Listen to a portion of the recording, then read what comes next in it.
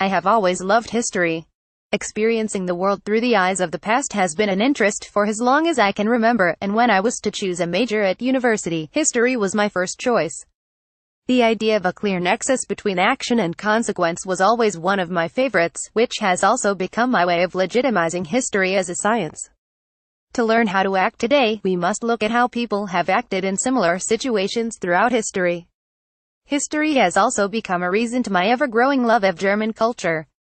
Germany is a country with leaders that have shaped the world as we know it today. Frederick Barbarossa, one of the most charismatic leaders of his time and an avid lover of ancient Rome, is attributed the rise of imperial authority in German lands. The Holy Roman Empire as we know it can therefore be attributed to the man with the red beard. Another German leader who changed the world was Otto von Bismarck, who unified the German states into one in 1871, creating the Second Reich, one that would stand until the end of the First World War. The sole creation of this Reich makes him a truly important person, but Germany's role in the coming world wars would elevate him to a much higher status. Then the First World War came, and ended. German inflation soared during the Great Depression and the nation was quickly thrown into times of dismay once again. From the ashes of the Weimar Republic, a new leader emerged with goals and dreams that not even the greatest poet could imagine. Adolf Hitler came and, with him at the helm, the German society started to feel better again. It seemed like a phoenix had arisen from the ashes of yesterday. However, as we all know, this was not the case. Hitler's importance to the world and its current status cannot be overstated. With that in mind, perhaps it's worth looking at football too for the greatest leaders to emerge from Germany. For the purpose of this feature, I'm analyzing the role of a singular leader, the actions of one man at the center of everything. Everything that happens on the field can in some way be attributed to this player and his commanding presence. It has become a very Germanic idea. Players like Franz Beckenbauer and Lothar Matthäus changed their respective squads and made them real contenders for titles, partly due to their mere presence on the field. Fundamentally, what I want to know by looking into the past is whether the old-school German leader disappeared with Philipp Lahm and what that might mean for the future of Die Mannschaft. We often associate the German leader with foul and rough play, with a defender or even a libero sweeping players off their feet with hard tackles. That's why Fritz Walter is an interesting phenomenon. The Kaiserslautern legend, of whom their stadium is named after, had an astonishing ability to saunter across the field with the ball glued to his feet. Tackles were no matter to the diminutive German with the commanding presence of a Mongolian warlord as he just skipped them with flamboyant ease while laughing sardonically at their futile attempts. Read, Fritz Walter, the icon who united Germany after World War II. Walter was the leader of the legendary World Cup winning team of 1954, a team that changed the history of an entire nation during some troubled times. The country had been divided, with a future full of obstacles. The World Cup win in 1954, however, proved to the people that overcoming difficulties were possible as long as the masses stayed united behind a true and common goal. With Walter the figurehead in this fantastic side, his importance to Germany as a nation cannot be overstated. Walter wasn't only the technical mastermind in the team, he was also the captain and the focal point of everything related to football in Germany at the time. His presence made dreams possible, which enabled other players to flourish. His mixture of technical prowess and responsible leadership makes him almost unique in German football. He was in no way controversial, in no way arrogant. He was just a humble individual who'd seen the torment of war, a small German with natural charisma and some gifted feet with which he fondled the ball as if he loved it. Despite the considerable passing of time, his legacy remains strong in his homeland. Kaiser Franz is an obvious nod to the old Habsburgian Emperor Kaiser Franz Joseph, but it is also an accurate depiction of Franz Beckenbauer, the greatest persona in the history of German football. Beckenbauer's importance to the Teutonic side of the game cannot in any way be overstated. Beckenbauer grew up in Munich, where he also spent the majority of his career. While his boyhood club were Bayern Munich's rivals 1860, he soon moved to the Stern des Südens after an incident in a game against 1860. As described by these Football Times' Andrew Flint, Beckenbauer's career was not straightforward and not solely focused on defending. He actually started his career in midfield, where he scored 17 goals for Bayern the season before they reached Bundesliga status. While he always was a goal-scoring center-back, his versatility in moving up the pitch, starting and finishing moves, is something to be seen to be believed. While his versatility was certainly one of his biggest assets, the greatest by far was his ability to lead a group of people to the depths of hell and back with unwavering loyalty from his comrades. When Germany won their second World Cup title in 1974, he was pivotal to their success. Read, Franz Beckenbauer, captain, manager, president and serial winner. Aside from 1954, when Germany surprisingly won the World Cup final against favorites Hungary, German football in 1974 was at the height of its ability and power. This was in the middle of one of the most successful eras of German football, when they had two teams consistently battling for European glory. Borussia Mönchengladbach and Bayern Munich were both superpowers in the game, and the World Cup team in 1974 was filled with players from them. Apart from two players from Eintracht Frankfurt, Jürgen Grabowski and Bernd Holzenbein, most of the team was filled with either foals or Rekordmeisters. The likes of Beckenbauer, Sepp Maier, Rainer Bonhoff, Bertie Vogts, Gerd Müller and Uli Hoeneß were key cogs in the team that beat Rinus Michels' Netherlands in the final in Munich. In 1954, it was an easier task for Fritz Walter, not in regards to being good enough to waltz past Hungary, but in regards to him being the obvious leader in a team filled with inexperience. Beckenbauer's role as a leader, however, can in no way be attributed to the nonage of his peers, which makes him stand out even more. He was part of a team consisting of natural-born leaders like Vogts and Paul Breitner, but still managed to stand out. This was a remarkable feat in itself. Beckenbauer's methods as a leader inspired a generation, on and off the pitch. Many captains nowadays look back, wonder how he succeeded. What did he do so well? While his sphinx-like leadership is hard to depict, his affection for the ball and his peers cannot be questioned, nor can it be overstated. Kaiser Franz's charisma and modesty made him stand out among other more controversial souls, such as Breitner, but what made him so difficult to defy was the respect most must have felt in his presence. Der Kaiser's commanding presence and his technical prowess at the back was a rare mix, and something that won Germany the title in 1974. Beckenbauer is the manifestation of the word Ehrenspielführer.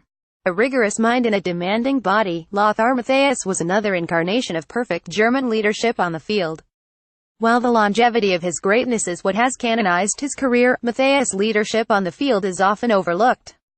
He once famously said, "Lothar Matthäus is not to be defeated by his own body. Lothar Matthäus is the decider of his own destiny." While it may seem a vainglorious line, it is also a great portrayal of Matthäus' strange character.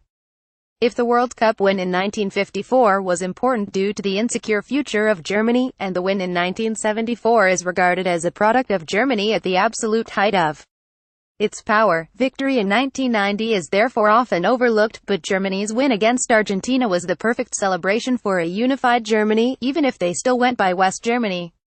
It was the perfect start to life in the brave new world. Matthäus did the same thing as Beckenbauer, managing to stand out in a team littered with leaders. With Nuremberg legend Andreas Kopka in goal, Bayern zealot Klaus Augenthaler and hard-shooting Andreas Brehme in defense, Thomas Hassler in midfield, and iconic duo Jürgen Klinsmann and Rudi Völler in attack, Die Mannschaft scored lots and conceded very few. Read, when Lothar Matthäus went to Inter Milan and became a legend within this group of world-class players, Matthäus stood out. He was a tough tackling defensive leader with a wonderful eye for a pass. Matthäus' lungs were seemingly bigger than the rest of Germany put together, and his grandiloquence both on and off the pitch rightly made him one of the most iconic players of his generation. His role in forming the new German football remains eternal. His strength of character and will to make it to the top still inspires young players to grow as individuals, boosted by the hope that they may also win 150 Germany caps. Matthäus identified himself as a no-nonsense type of football, smart, efficient in possession and interested in getting his job done as early as possible, something that was prevalent in the national team at the time. Much has changed since. The year is 2002 and Germany is engulfed in a national football crisis. The upcoming World Cup in South Korea and Japan looks exciting, but not for Die Mannschaft. They've just experienced a few years at the bottom of the international stockpile, and while their national team is still a force to be reckoned with, most claim this iteration to be the worst one ever. A team without any clear leaders, without clear threats and creators, they were seen as a ragtag bunch of mediocre individuals trying to make their mark in an increasingly demanding world. The national team in 2002 was an iconless side. There were few players in that team that had won much in their career. Only Oliver Kahn, Christian Ziege, Dietmar Hamann and Jens Jeremies had won anything of note. Miroslav Klose and Michael Ballack would, however, use the finals to elevate themselves to greatness over the coming years. While Oliver Kahn was at the height of his powers, some argued he may have even been past it. This tournament was what propelled him into realms of legend. Kahn went down in history as one of the greatest goalkeepers to ever don the gloves, and although many see the World Cup in 2002 as a German failure, I would deem it as Kahn's triumph. Read, Oliver Kahn, a glittering career undermined by high-profile failures despite not leading them to glory, losing to the famed Brazil of Ronaldo, Rivaldo and Ronaldinho. The mere fact that they managed to reach the final with such an underwhelming team was a feat of epic proportions. With a final team consisting of Kahn, Thomas Link, Karsten Rammel, Christoph Metzeter, Torsten Frings, Hamann, Jeremies, Marco Bode, Bernd Schneider, Klose and Oliver Neuville, there wasn't too much individual flair to boast about. While Kahn, Link, Frings and Klose all became cult heroes for their respective clubs, the squad was stretched thin when the talismanic Ballack was ruled out of the final. While Ballack shone throughout the summer in Asia, were it not for Kahn's commanding presence on and off the pitch, they would have found the route to the final much harder to navigate. After the debacles of Euros 2000 and 2004, German football was determined to change. With Matthias Sammer as the leader of this new revolution, Germany soon began producing exceptional modern talent across the nation. It all started with a directive from DFB that stated that every club in the professional system must provide a platform for youth development and must use some of their revenue to improve their academy. With the future secured, a new generation emerged, which included Philipp Lahm. While Die Mannschaft had struggled for much of the early 2000s, barring the unlikely final venture in 2002, Lahm went from strength to strength in his club career. Starting at Bayern, he then made a crucial loan move to VfB Stuttgart, where the club's famed experience in producing young players took his game to a new level. He would later return to Bayern and become arguably the most consistent player of his generation. When Lahm was selected to play a part in the 2006 World Cup on home soil, it was a sign of things to come. Barely 23, his experience on the international stage was still limited, but he already acted like a seasoned leader. Lahm's prominence as a wingback, no matter what side, propelled him into the starting lineup at Bayern the season after the World Cup. Even though the campaign represented a rare slump for the Bavarians, Lahm's old employer VfB Stuttgart won a shock Bundesliga title. He was on his way up, growing in confidence on and off the pitch. Lahm's club career is undoubtedly fantastic. However, his international career is, if possible, even more impressive, with the 2010 World Cup representing the pinnacle of an already huge mountain. With a mixture of talent and collective leadership, Germany won the title, their fourth, in Brazil. Lahm's importance to the team was perhaps just as evident as Beckenbauer and Matthias was. As the versatile veteran, he became the natural leader in a squad boasting a number of natural followers. He controlled play from the right flank, with his feet and lungs showing no signs of old age. And as the tournament reached its crescendo, so did Lahm. Lahm was never a physical presence on the pitch, nor was he the loudest voice, and is therefore different to his predecessors Kahn, Matthias and Beckenbauer. But one thing Lahm had, which the others had lost on the long way to success, was modesty. Beckenbauer was a commanding spirit, the natural and charismatic leader in a squad with unhinged leadership abilities, and he knew it. Matthias was much the same, a charismatic maniac with egotistic tendencies. Kahn was as mad as they got, but his leadership from the back was definitive for both Germany and Bayern. Read, Philipp Lahm, a decade in the sun. Lahm, however, was different. A quiet individual with a sharp mind, Lahm would speak softly to his colleagues, knowing when they needed a friend and when they needed a kick. That ability to analyze and make a flurry of correct decisions was Lahm's biggest strength. In teams without natural leaders, this modest Bavarian became the unlikely father figure, the one young players looked up to. It says everything that he achieved as much with his mouth closed, consistent and smart as a defender, as he did with it open, and that's of great praise to the now retired star. But what of the future? Do Germany have a leader in waiting? Many may suggest Manuel Neuer, the current captain, as a leader of men, but he really isn't. He is a talented, charismatic and outspoken individual, like his Bavarian comrade Thomas Müller, but these traits don't necessarily make you a leader. The room likely doesn't fall quiet when these stars talk like it did for Kahn. Brilliant as they are players themselves who need direction. Someone mentioned Leon Goretzka as a possible candidate for the role as Spielführer, and I can't help but agree. Amongst other great qualities, Goretzka is a talker, an individual always looking to maximize the output of his teammates. The key for Goretzka is playing time and experience. It remains to be seen how much he'll be used at Bayern Munich ahead of his move to the Allianz Arena. However, if he does play regularly and demonstrate his undoubted quality, Die Mannschaft surely have a natural successor to Lahm. Elegance has become high polloi since Sammer's revolution at the beginning of the 21st century, and leadership has taken a backseat, perhaps unwillingly. The question I asked was whether Lahm will be the last old-school leader in German football, and the answer, in my opinion anyway, is yes. Lahm will, in the decades ahead, be seen as the last of a dead breed, equally adept at playing the traditional game and leading from the front as he was playing the quick counter-attacking football of today. For me, there are few players demonstrating such skills, not through any fault of their own, but because they're a product of the game today.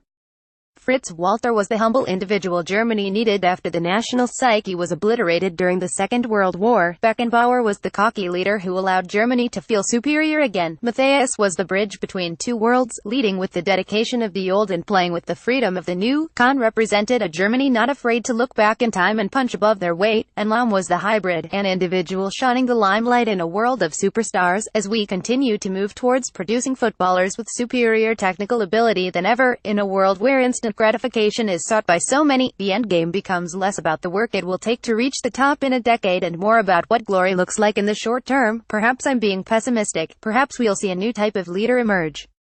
We may even see an individual naturally adept at leading like Kahn. My only worry is that such an individual would be considered archaic by some and out of the game today. While that may be my opinion, my hope is this: Germany will, as it has so often done in the past, redefine what a leader looks like on the football pitch. Perhaps that player will be Leon Goretzka. Or maybe we'll have to wait some time yet. Either way, if it does happen, you can be sure that national team success won't be too far behind. By Axel Fock.